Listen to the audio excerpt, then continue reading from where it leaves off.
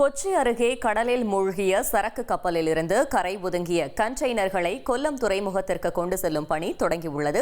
கூடுதல் தகவல்களை செய்தியாளர் சிவசபாபதி வழங்க கேட்கலாம். சிவசபாபதி, வணக்கம். மேலும் தகவல்களை சொல்லுங்க.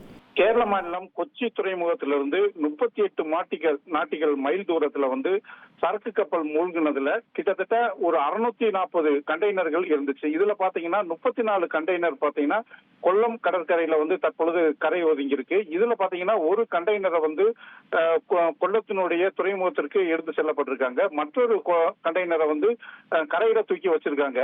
32 கண்டெய்னர்களை எடுக்கும் முயற்சியில தற்பொழுது ஜேசிபி மற்றும் கிரேன்களை பயன்படுத்தி கொள்கலன்களை பாதுகாப்பாக கரைக்கு நகர்த்த பாத்தீங்கன்னா தொழிற்சாலைகள் மற்றும் பாய்லர் துறையை சார்ந்த அதிகாரிகள் தலைமையில துரிதமாக அந்த பணி நடைபெற்று வருதுன்னு சொல்லலாம்.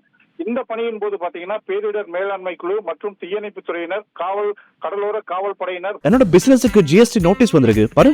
உடனே ஜிஎஸ்டி எக்ஸ்பர்ட் பேசு. உடனே எப்படி கிடைக்கும்? பாஸ் வாலா பி தி பாஸ்.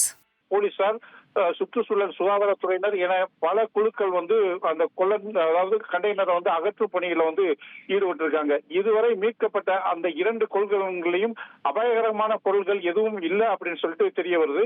மேலும் பாத்தீங்கன்னா கிட்டத்தட்ட 40 கண்டெய்னர் வரை கேரளா கரையோர பகுதியில அதாவது ஆலப்புழா மற்றும் கொல்லம், திருவனந்தபுரம் பகுதியில ஒதுங்கி இருக்கிறதுனால இது எல்லாமே ஆபத்தான இது இருக்கலாம் அப்படிங்கிற முறையில இதெல்லாம் ரொம்ப பாதுகாப்பான முறையில இதெல்லாம் கரைக்கு கொண்டு வர முயற்சியில முழு முயற்சியில ஈடுபட்டிருக்காங்கன்னு சொல்லலாம்.